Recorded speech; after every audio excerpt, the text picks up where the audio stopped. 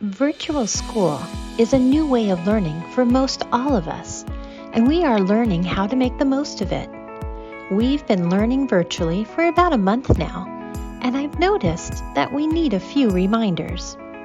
This video will discuss the things that you can do to be successful as we continue this new way of learning. We never really imagined that we wouldn't be together in our actual school building at the beginning of this school year, and we really miss having you here.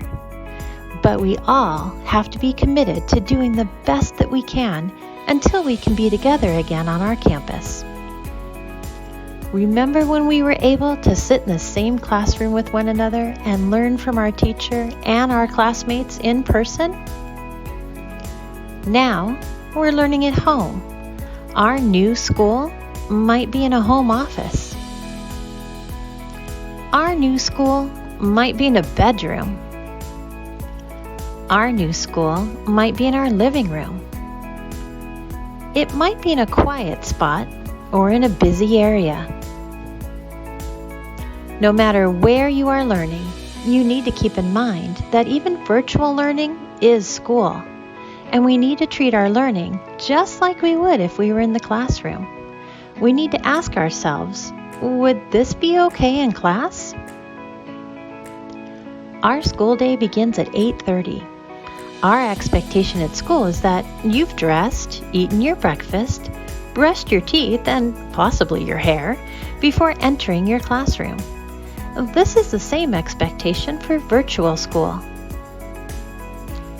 You wouldn't show up at Gulch in your pajamas, well, unless it was an official pajama day, nor would you be eating your breakfast in class. This is the same expectation for virtual learning. Please make sure that you have taken care of these things before school starts or at recess and lunch. You also want to be on time. You want to be logged into your computer and in your Zoom class when your teacher allows you in. You also want to be back online on time after recess and lunch breaks and after you've been provided time to complete an assignment. You wouldn't run into your class late from recess or lunch while at school, so please make sure that you are back on time virtually as well. The best scenario, if possible, is to find a quiet space with your laptop screen facing a wall. Your camera sees more than just you. And that means that your teacher and your classmates can see what's happening behind you. Your family members wouldn't just walk into your classroom, especially in a towel, and we certainly don't want anyone to be embarrassed. And just like in the classroom, you shouldn't all talk at once or have a loud conversation with someone while the teacher is instructing or a classmate is speaking.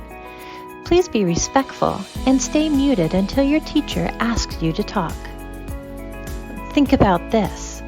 Would your dog walk into your classroom at school and start barking? Would your dad walk in and start blasting out a guitar solo? Wearing headphones is helpful to you to concentrate if your area is noisy. But even if you are wearing headphones, your teacher and your class can hear all the other noise going on in your area. In school, you wouldn't just get up and walk out of class without saying anything.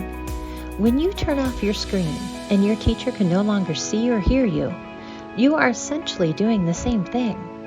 Please make sure that your camera is always on when it's supposed to be. Your teacher wants to see that cute face of yours. In school, you wouldn't sit in class with your dog on your desk, or sit playing with a toy or cuddling in a blanket. Doing this would cause a distraction to the other learners. So please, keep your pets and your toys and other objects out of the camera's view. In class, your teacher calls you by your name, and your name is usually on your name tag on your desk. Your virtual name tag is your screen name. This should be your name and not your parents' name or some funny saying. This is especially important in the event that you have a substitute teacher. Make sure that you get a good night's sleep and that you don't have to take a nap during your Zoom class. You need to be ready with an answer when your teacher calls on you, and you just need to be ready to learn. So make sure that you're sitting up instead of laying down on your bed or your floor when your teacher is teaching. Your classmates shouldn't see you on your bed under your covers. And when you aren't on Zoom and you prefer to do your independent work while lying down, well, that's okay.